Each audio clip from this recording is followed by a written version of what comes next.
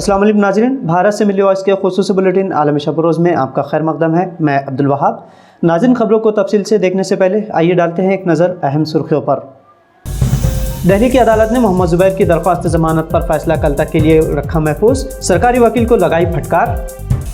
कर्नाटक में RSS मुखालिफ दलित मुसन्निफ की किताब ने मचा दी हलचल, किताब पर पाबंदी का इंतहा पसंद ख़ैमे का मुतालबा।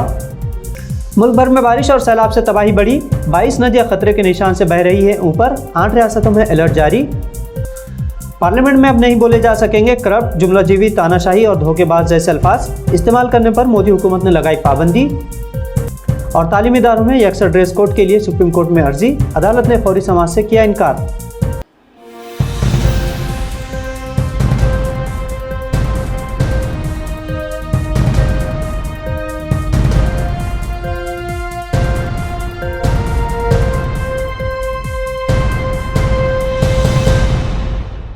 अर्ड न्यूज़ के शरीक बानी मोहम्मद ज़ुबैर के खिलाफ 6 मामले दर्ज करने के बाद उनकी तहकीक़ात के लिए SIT तश्कील दी गई है।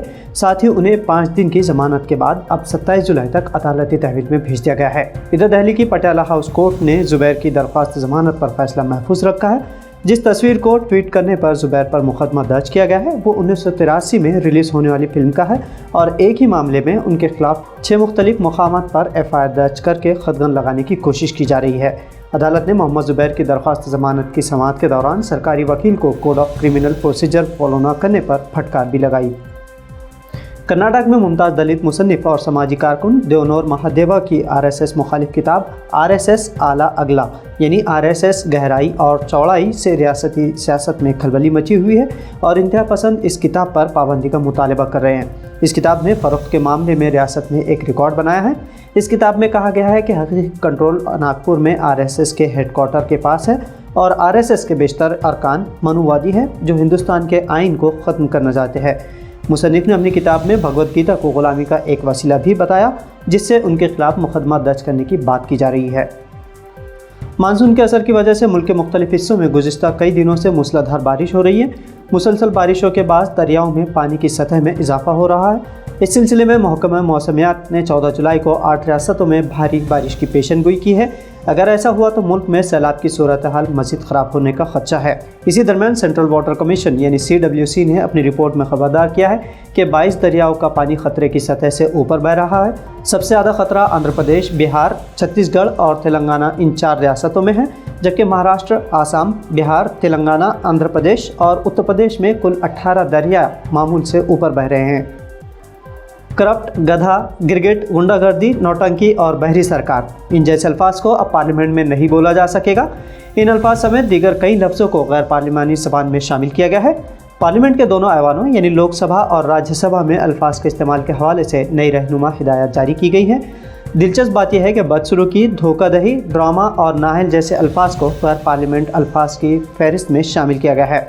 पार्लियामेंट की बहस में हिस्सा लेते हुए अब मेंबर ऑफ पार्लियामेंट्स जुमलाजीवी, शकुनी, जयचंद, लॉलीपॉप, चंडाल चौकड़ी, गुल खिलाए, पुट्ठू और कोरोना स्प्रेडर जैसे अल्फाज का इस्तेमाल भी नहीं कर सकेंगे। ऐसे अल्फाज का इस्तेमाल गैर अखलाकी करार दिया जाएगा और उन्हें ऐवान की कार्रवाई से हज़फ कर दिया जाएगा। तालीमी इदारों में स्टाफ और तलबा के लिए यकसा ड्रेस कोड नाफिज करने से मुताल्लिक़ एक पिटीशन पर फौरी सुनवाई करने से सुप्रीम कोर्ट ने इनकार कर दिया है। Chief justice N V Ramana की बेंच से BJP लीडर और वकील अश्विनी उपाध्याय ने गुजारिश की थी कि उनकी PIL दायर करते हुए कहा था कि वो मरकज़ और रियासतों को हिदायत दे कि रजिस्टर्ड तालीमी इदारों में स्टाफ और तलबा के लिए यकसा ड्रेस कोड नाफिज करे और उनकी PIL को सुनवाई के लिए फहरिस्त में उसी तरह शामिल किया जाए जिस तरह हिजाब तनाज़े पर कर्नाटक हाई कोर्ट के फैसले के खिलाफ मुतअद्दिद अपीलों की समाअत को शामिल किया गया है। कर्नाटक हाई कोर्ट ने रियासतों के तालीमी इदारों में हिजाब पर पाबंदी को ख़त्म करने से इनकार कर दिया था। श्रीलंका के मफरूज़ सदर गोटाबाया राजापक्से और उनकी अहलिया सऊदी एयरलाइंस के तैयारियों के जरिए मालदीव से सिंगापुर के लिए रवाना हो गए हैं। श्रीलंका में बदतरीन बहरान के दरमियान गुज़िश्ता रोज़ मुजाहिरीन वज़ीर आज़म के दफ्तर पर धावा बोलते हुए उसमें दाखिल हो गए थे जो कि आज भी वहाँ मौजूद रहे।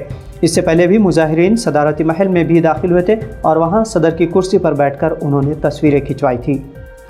तो नाज़रीन, मिली वॉइस के आलमी शब रोज़ बुलेटिन में आज इतना ही। मज़ीद खबरों के लिए मिली वॉइस चैनल को सब्सक्राइब करना ना भूलें। अब अब्दुल वहाब को इजाज़त दीजिए। अल्लाह हाफ़िज़।